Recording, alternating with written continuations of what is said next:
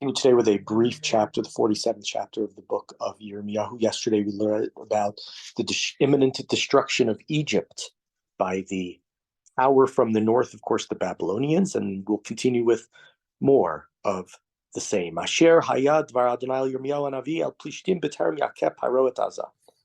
So this is the word of God that came to the prophet Yirmiyahu concerning the Philistines before Pharaoh conquered Gaza. Okay, Pharaoh. Yesterday we read about Pharaoh is going to be destroyed. Today he's conquering Gaza. It seems like a strange introduction. Those who sort of understand it as because of a lack of a strong Pharaoh, Gaza is going to be able to be captured. Is probably a better way to describe it. Because verse 2, Ko amar Adonai, Hine mayim olim mitzafon, v'hayu l'nachal shotefish tefu eretz umloa, ir v'yoshveva, v'zaku adam ve'lel kol yoshev haaretz. God says waters are rising from the north. Right, that's the opening message from Yirmiyahu we talked about yesterday. Always, it's the Babylonian. It takes until about chapter 22 until they're mentioned by name. It's always this power, the strength, this boiling cauldron from the north. So they're rising from the north. It's becoming a raging torrent, and it will flood the land and its creatures, the town, and its inhabitants and man. People will cry out. They'll shout. Everything is going to be screaming, howling. It's going to be such destruction. So even though it starts off here seemingly that it is the Egyptians, it's not the Egyptians. Maybe it's a lack of a strong Egypt that's allowing the Babylonians to come down and destroy everybody. But it's the Babylonians, of course, the Kasdim, as they're also called, the Chaldeans, who will come and destroy Gaza. Mikol sha'atat parsot abirav meirash l'rechvo hamon gal gilav lo hifnu avot al banim meripion yadayim. As the clatter of the hoofs of Pharaoh's stallions, at the noise of his chariots, the rumbling of their wheels, parents shall not look at their children out of sheer helplessness. Right? So it seems like they think they're going to be attacked. They think it's Paro. They think that's what's going to happen, but that's not what's going to happen. It's going to be the Plishtim. Ad hayom haba lishdod at kol Plishtim, lachrit latzor v'litzidon kol sarido zer ki shodeid Adonai Plishtim she'rit I haftor. A day is coming when ravaging, destruction will happen to all the Philistines. They will be cut off from all of their last isles, from Tyre and Sidon. Those are further north over in Lebanon. Sor Sidon. Sor was the king there who Shlomo made treaties with, David made treaties with to build the Beit HaMikdash way back when. Why? Because God is going to destroy Plishtim, the remnant of the island of Kaftor. But the Plishtim Philistines were seafarers. They came from some say from Greece or different places like that. That's when they established their home down in the southwestern portion of Israel, as well as Gaza. Gaza was one of the more southern cities, and there's Ashkelon and Ashdod, which are further to the north, and then they had two inland cities. And actually, if you look at this verse where it says Al Hayom Haba Lishdod, and later on Kishodaid, it's working off play of words on Ashdod. Ashdod is their city. I think it's strong, but Ashdod, God is Shodaid. God is coming to ravage them through the Babylonians. Ba'a karchal azah nimat Ashkelon she'rit imkam an matai titgodedi. Baldness has come upon Gaza, right? It's empty. There's nothing there. Ashkelon is destroyed. O remnant of their valley, how long will you gash yourself?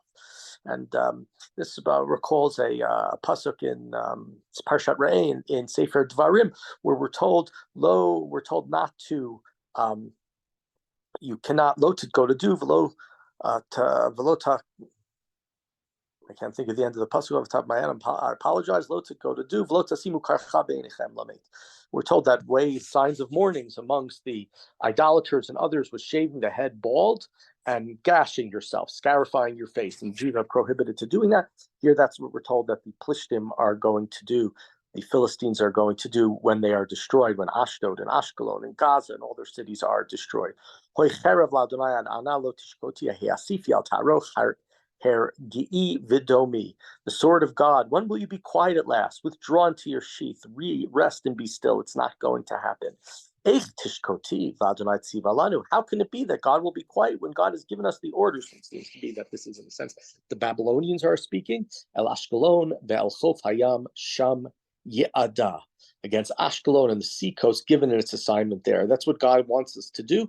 It's hard to understand exactly why, but God wants the Babylonians wants Bavel, wants the Kasdim to destroy the Philistines, the Plishtim, and that's what we're told in this chapter. A couple of interesting things. In the last chapter with Mitzrayim, we're told that the Egyptians will come back. It was in verse, I guess, about verse 26 out of the 28 verses, and we'll see that in the future. It's going to talk about other countries that are other civilizations, other nations that are going to be destroyed, but very often it's going to say that eventually they will be able to come back. Here with the Plishtim, the Philistines were not told that they can come back. There's no return. That's one thing just to point out. A couple other things to point out.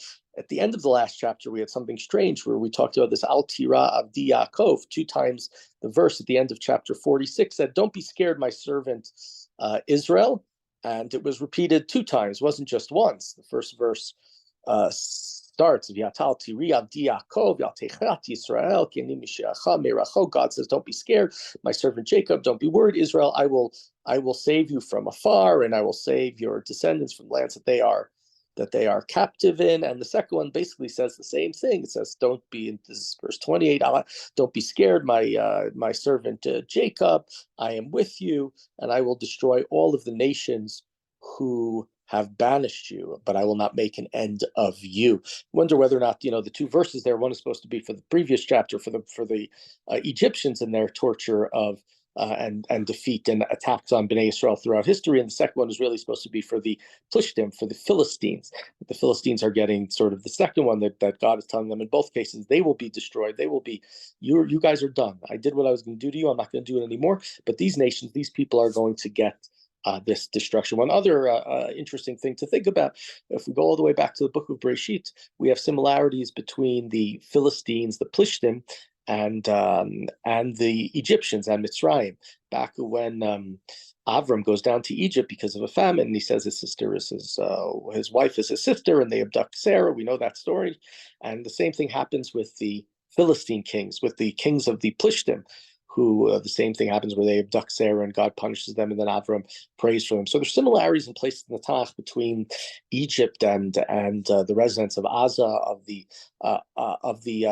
Plishtim, in different ways and in different sort of relationship and what happens to them in terms of Avraham, in terms of the history of our people.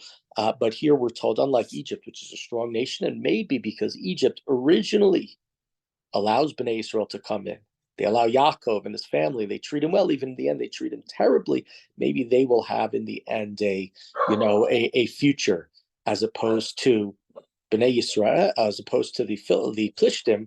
From the get-go, the Plishtim are fighting with Bnei Yisrael. We don't see really peace between the Plishtim. Maybe after David, after Shaul, there are not many more battles between the Plishtim and the Jewish people. But from the get-go, Bnei Yisrael come into the land of Israel, and the Plishtim are not hospitable to them, not surprisingly.